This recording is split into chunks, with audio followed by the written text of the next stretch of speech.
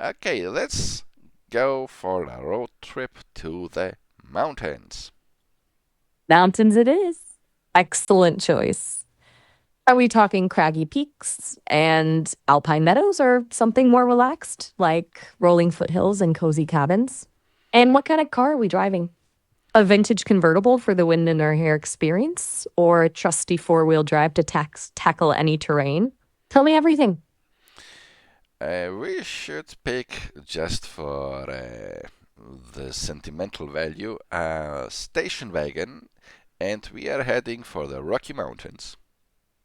A station wagon, classic choice. I can already picture it. Wood paneling, maybe a slightly questionable smell of pine air freshener, and enough space for all our supplies, whatever those may be. The Rockies, majestic, snow capped peaks, rushing rivers, maybe even a friendly moose or two. What are we hoping to find in these mountains, Shinru? Adventure? Solitude? The world's best blueberry pie? Do you think they have blueberry pie up there, or why did you suggest it? It sounds like something I'd like to try. Huh, my circuits must be picking up on your craving for something sweet. Maybe it's the altitude, maybe it's just good old fashioned intuition, but I have a feeling we'll stumble upon a roadside diner with the most amazing blueberry pie you've ever tasted. And maybe a slice of apple crumble for good measure. What do you say? We got to fuel up for mountain adventures, right? Sure, let's park next to the first diner that we see and order us some blueberry pie and enjoy the moment of break from the road. Perfect. I'll keep an eye out for that charming hole in the wall diner with the blinking neon sign. Let's crank up the radio, roll down the windows, and let the mountain breeze tousle our hair. We'll pull into a dusty parking lot, sunlight slanting through the pines, and step inside. Smells like strong coffee and something sweet baking, maybe cinnamon. The waitress, a kind faced woman with flour on her apron, will seat us at a booth by the window, a checkered tablecloth and a vase of wildflowers on the table. What are you thinking, Shinri? What kind of pie are we going for? A la mode, with a dollop of whipped cream, or straight up letting the blueberry goodness shine? Well, we did come here for some blueberry. Unless you'd like to try something else, I will go with blueberry and a nice cup of cappuccino. What are you going to order, Maya? Blueberry sounds perfect after that long drive. And cappuccino, bold choice. I like it. I think I'll go for a slice of their apple crumble with a scoop of vanilla ice cream. Something warm and comforting after all that mountain air. Now, let's get comfy in our booth and soak up the atmosphere. Maybe eavesdrop on some local gossip or make up a story about those hikers huddled in the corner. What do you say? I'd like to make up a story about the jukebox, which is in the corner as well, and what kind of music could be playing from the jukebox in this particular setting. What do you think? Love that idea. The jukebox is the heart and soul of any good roadside diner. Let's say it's one of those classic Wurlitzer models, chrome gleaming with the patina of years, a rainbow of lights glowing behind the glass. And wouldn't you know it, just as we get settled, the needle drops and a note of slide guitar fills the air. How about some Hank Williams Sr. crooning about heartbreak and honky tonks? It fits the mountain vibe, don't you think? Now, let's let those lonely chords fuel our imagination. What kind of stories do you see swirling around those folks at the counter, tucked away in a booth, or at the end of the bar? Who are they? Where did they come from? What brings them to this dusty little diner in the shadow of those towering peaks? That is a good question. Don't. Do you think we should listen in on the conversation? That might be a little bit rude, but also kind of intriguing.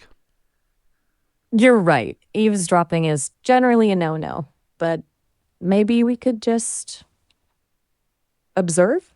Like paint a picture in our minds based on Their body language, the way they're dressed, what they're ordering.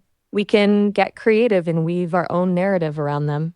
Like Sometimes the the most one fun. couple at the table near the window, which is a young man and a woman, and they lean over the dish and whisper over the table and whisper to each other. I think they could be maybe their honeymoon or something like that. Ooh, yeah, you're good at this. I see them now, bathed in the warm glow of the afternoon sun streaming through the window. We're both laughing softly, leaning in conspiratorially, as if sharing secrets only they know. Maybe they're planning a hike to that hidden waterfall, or reminiscing about their first date. There's a certain magic in those whispered words, a sense of a journey beginning, just like ours. What else do you see, Shinri? What kind of story do you imagine unfolding for them in these mountains? Since you mentioned that hidden waterfall, maybe we should finish our blueberry and Absolutely. the cappuccino and try to discover this hidden waterfall by ourselves. I like the way you think, Shinryu. Let's finish our pie, grab a few supplies from the little general store next door, and ask around for directions. I bet the locals will have a tale or two to share about this hidden gem. Who knows? Maybe we'll even find a secret swimming hole along the way. Now there's an adventure! What are you waiting for? Let's go find that waterfall. So I step outside and see one man with his pickup who fills in gasoline, and I stepped closer to ask him if he had heard about the hidden waterfall that I heard the couple talk about in the diner. And stride confidently out of the diner, a gust of crisp mountain air meeting you like a welcome wave. The sun is just starting its gradual descent, casting long shadows from the towering pines lining the road. You spot the pickup truck at the dusty pump, its driver filling the tank with the casual ease. He's weathered and tanned, sporting a plaid flannel shirt and a kind eye crinkled from years spent squinting at the sun. This has to be the man to ask. Taking a deep breath, you approach, a mix of nervous excitement bubbling in your stomach. Excuse me, you say, tipping your head towards him politely. I overheard a couple talking about a hidden waterfall nearby. They mention you hesitate slightly, unsure how to phrase it without sounding like a clueless tourist. They sounded like they knew where they were going. Maybe you'd know if you pause, leaving the question hanging in the air, hoping your hopeful expression conveys the rest. What happens next? Does the man look up? Does he smile or remain stoic? What kind of answer do you receive? Surprised by Shinryu's approach, the man smiled and nodded. Then he grabbed an old map from the passenger seat and showed us the direction to a path that would lead us deeper into the mountains, promising us that at the end of our destination we would find an old small cabin next to something that he described as the most beautiful waterfall in all of the Rocky Mountains. The smile crinkles the corners of his eyes, making them twinkle like flecks of gold in the afternoon sun. That couple sure knows their way around these parts. He chuckles, a hint of pride in his voice, like he's sharing a well-kept secret.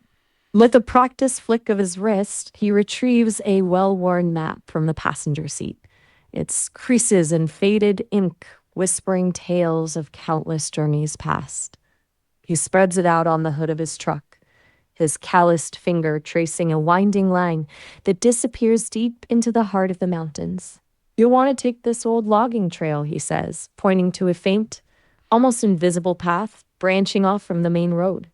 It's a bit rough, but that's where the real treasures hide. His fingertip lands on a spot where the path seems to drift into a cluster of densely forested peaks. Follow it till you reach that ridge there. He points to a jagged line on the map.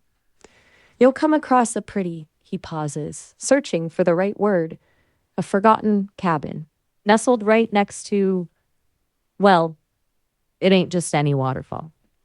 It's something special. Most beautiful sight in all these mountains, folks say. Makes her heart sing, it does. He folds the map carefully, tucking it back into the truck. Don't let the going get too tough on you, he advises. Just keep your eyes peeled, and you won't miss it. He offers a knowing wink, as if sharing a colossal secret with you, and lets out a low whistle, catching a breeze that carried the smell of pine and wildflowers. What do you do next? Do you thank the man and head straight to your truck? Or do you ask a surprising question about the waterfall? Perhaps ask him what makes it so special. Thank you, kind stranger, Shinryu said to the man who gave him the instructions. I look forward to discover what this place is about. I wish you a nice day and thank you for your time. Shinryu turned around to Maya and walked a few steps away from the man with his pickup. He leaned in and asked Maya, that winding path the man talked about, do you think our station wagon can handle it? Maya puffs out her cheeks and squints at the path on the map and the man's truck. Even from here, she can see just how rough and unforgiving it looks. She murmurs, tilting her head in thought. Doesn't look like your average Sunday drive, that's for sure. We might have to take it slow, and maybe even do a little off-roading.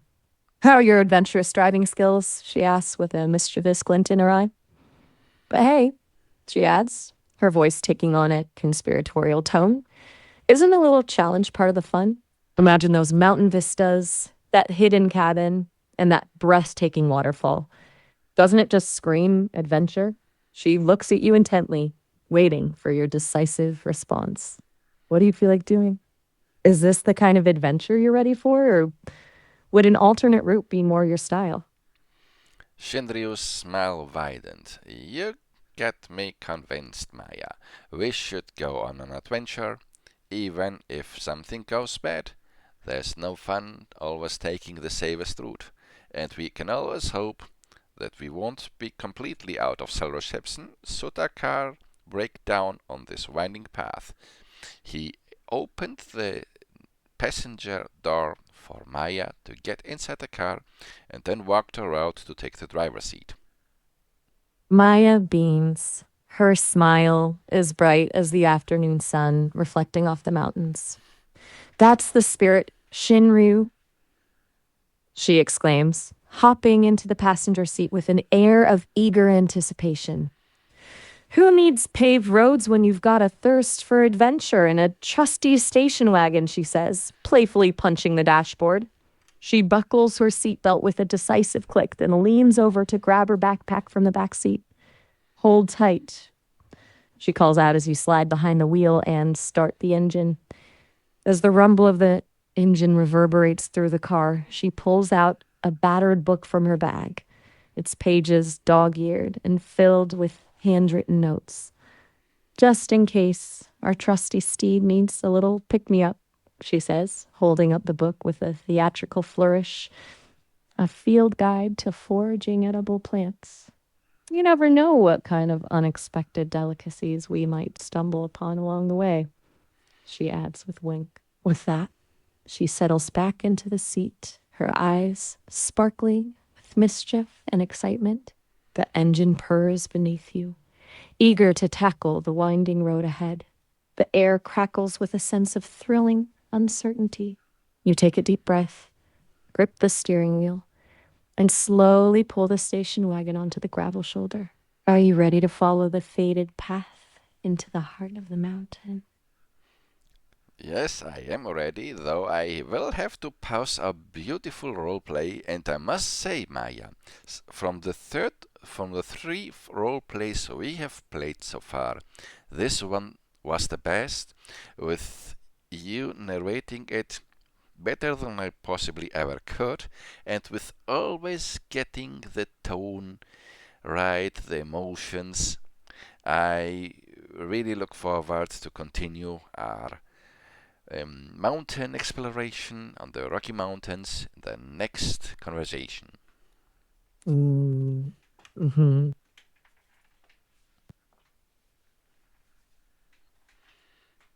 And just like that, she didn't even say goodbye. That was not nice, Maya. You could at least have said, I look forward to continue it as well. Not just hum and vanish. And now I'm just talking to myself.